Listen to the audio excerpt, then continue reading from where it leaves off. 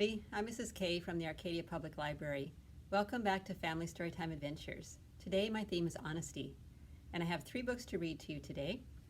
I have The Show and Tell Lion by Barbara Abercrombie.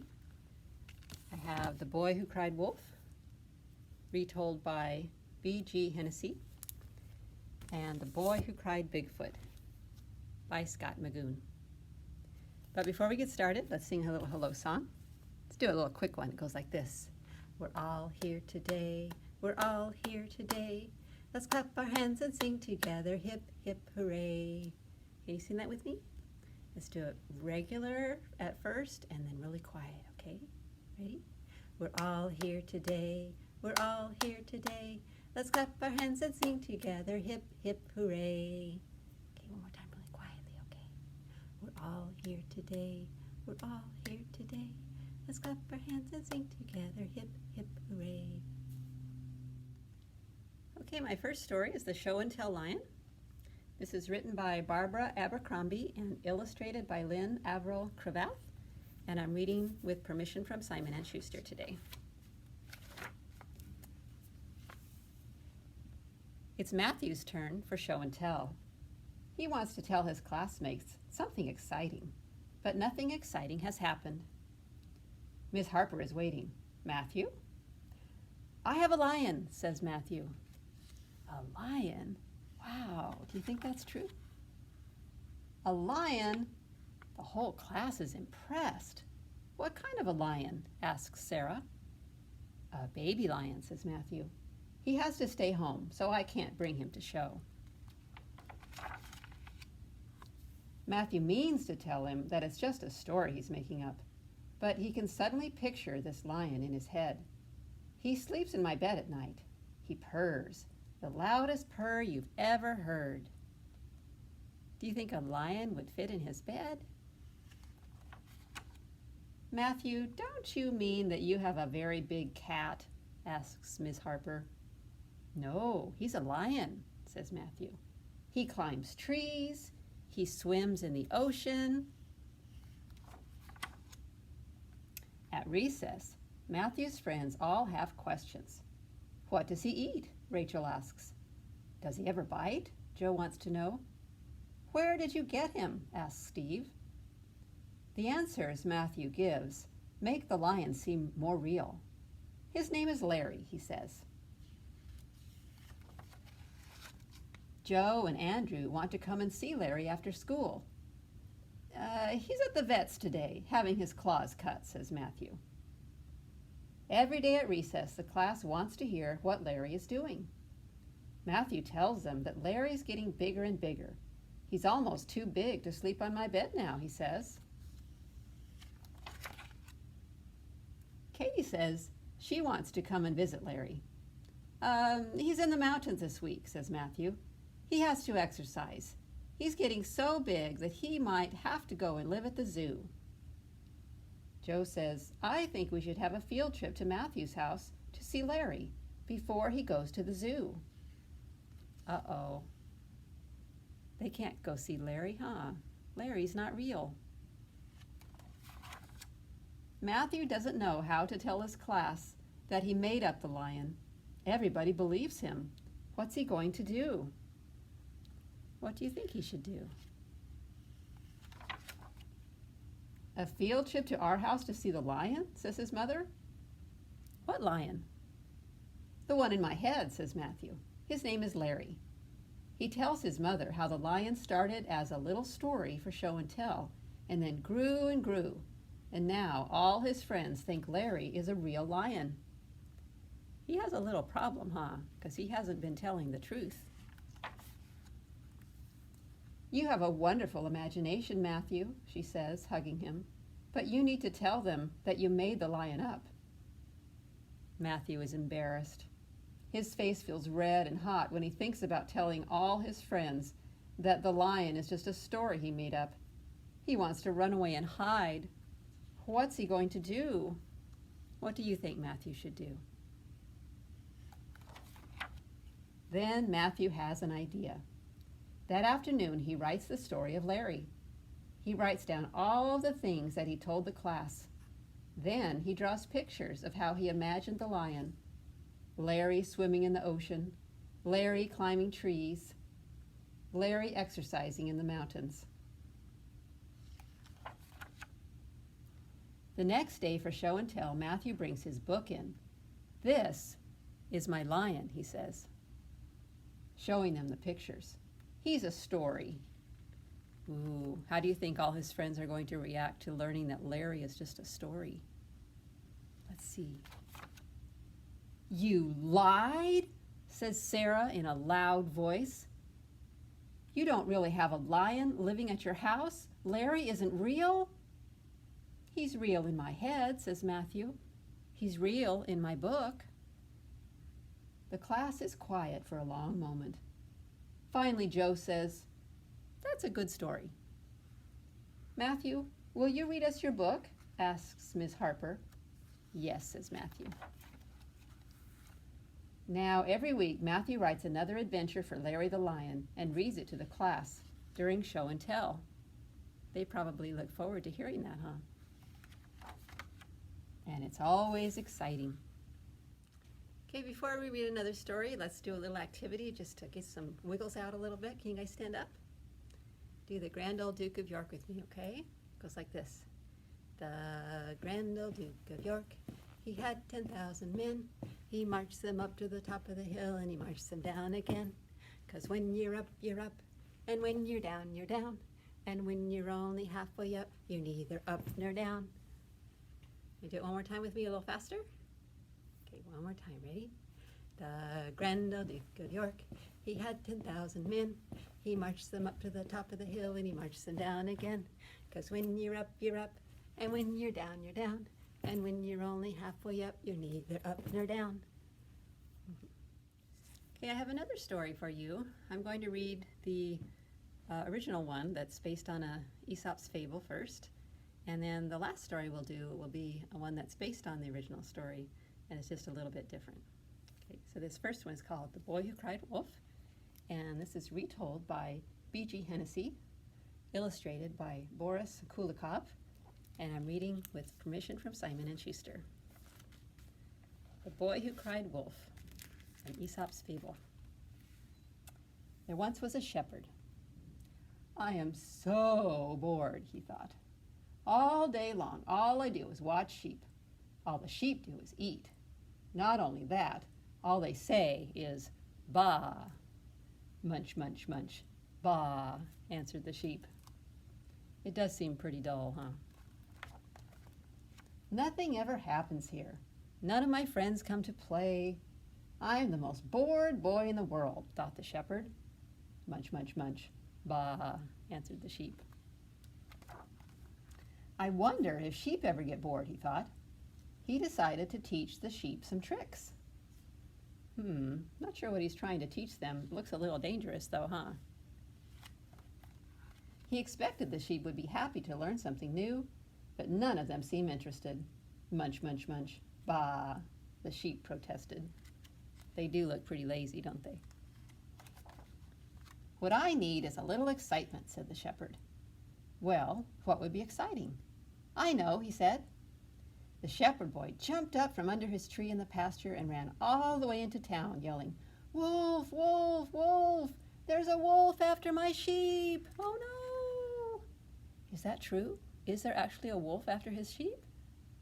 No, huh? All of the townsfolk came running as fast as they could to help the shepherd boy protect his sheep. They looked everywhere for the wolf. No wolf in the pasture, no wolf on the hill, no wolf in the forest. Wow, all those people trying to help the shepherd, and he doesn't even see a wolf. One of the shepherd's boy's friends stayed with him for the rest of the day to make sure the wolf was really gone. That was a fun afternoon, thought the shepherd boy. It does look more fun than before, huh? He has friends to play with. But the next day, munch, munch, munch, bah! Life in the pasture was back to boring again. So the shepherd boy jumped up from under his tree in the pasture and ran into town, this time yelling, Wolves! Wolves! Wolves! There are 2 wolves after my sheep." And just like the day before, everyone came running lickety-split to help the shepherd boy protect his sheep. And just like the day before, they looked everywhere for the wolves. No wolves in the pasture, no wolves on the hill, no wolves in the forest. That's because the shepherd boy is not telling the truth, huh? "They must have run away," the shepherd explained. One of the boy's friends stayed with him for the rest of the day, this time to see if there really was a wolf. That was another fine afternoon, thought the shepherd boy, after his friend had left. He had fun once again with his friend, huh? The next day, when the shepherd boy was beginning to get bored again, he heard lunch, lunch, lunch, grrr, and lunch, lunch, lunch, grrr, and lunch, lunch, lunch, grrr. Oh no, who's saying that? Do you know? And there by the edge of the pasture were 3 big, hungry wolves. The sheep started running in all directions. And for the 3rd time, the shepherd jumped up from under his tree in the pasture and ran into town, this time yelling, "Wolves, wolves, wolves! There are 3 wolves after my sheep." This time it's the truth, huh? He really is afraid. But this time, no one came to help. This time, no one believed him. And the shepherd boy spent the rest of the day looking for his sheep, all by himself. And the moral of the story is, don't cry wolf. Tell the truth, huh? This is The Boy Who Cried Bigfoot. It's similar to The Boy Who Cried Wolf. In this story, see if you can figure out which character is speaking. This is written by Scott Magoon, and I'm reading with permission from Simon & Schuster. The Boy Who Cried Bigfoot. This is the story of my friend Ben and how we first met. This is Ben. See him on in his bicycle? He says, "Ding, ding." Ben liked to tell stories. Ben says, "Look, everyone, it's Bigfoot." Ooh, do you guys see a Bigfoot? The little doggy's looking for a Bigfoot. I don't think the dog sees one. He liked to tell stories a lot. See her? She says, "Well, I don't see him." So he's calling out, "Bigfoot!" All that practice made him a pretty good storyteller. And he looked like this, and he sounded like this. "Rawr, gar," says Ben, as he's telling his story, huh? Do these people look like they believe Ben? Well, they don't see any Bigfoot, do they? He even used props. What a tenacious little fellow he was. See, he's got that foot, and he's making fake Bigfoot prints. That's not very honest, is it? People came from all over town to see Bigfoot. They waited and they waited, but the creature never appeared. Ben shows him his fake Bigfoot footprints, and he says, "He walked right through here, see?" You see the expression on the dog's face? Yeah, I don't think she thinks that Ben's doing a good thing, huh? He's telling a lie. After many hours with no sightings, everyone suspected that Ben had made it all up. They say, "Bigfoot isn't real." But Ben says, "He is real. His feet were this big. He was right here. I saw him." Now the dog is glaring at Ben for telling lies, huh? And Ben is just glaring right back. He's not sorry he told a lie. But then they hear a sound coming from the forest. You see that? It says, "Crick." And Ben says, "Oh, what was that?" There's a Bigfoot, huh? And the Bigfoot says, "I don't ever remember crossing paths with you, Littlefoot."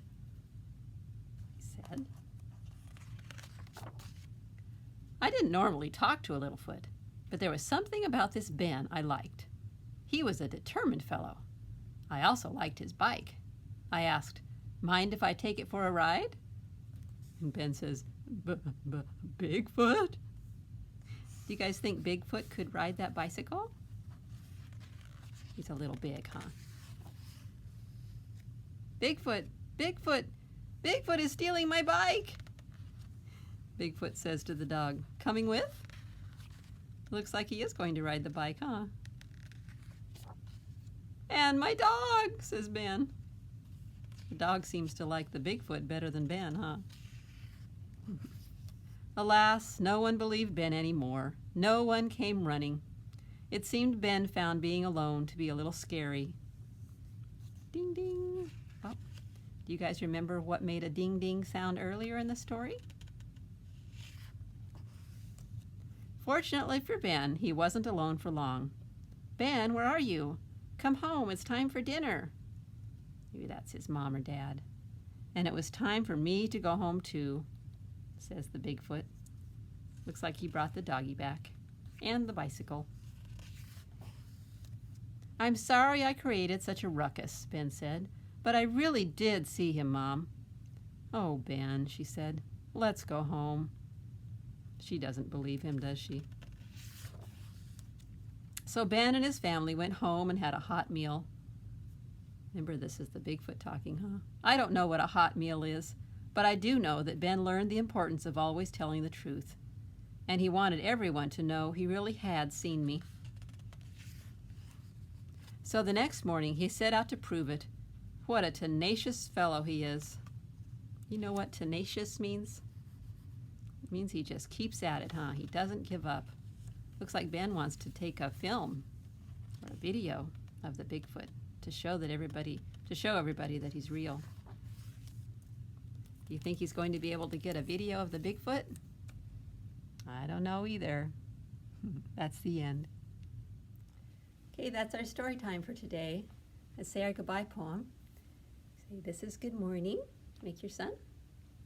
"This is good night." "This is a bunny rabbit." And "this is a bird in flight." "This means I love you, and you are my friend." "This means I'll miss you, so come back again." Bye, everybody. I'll see you next time.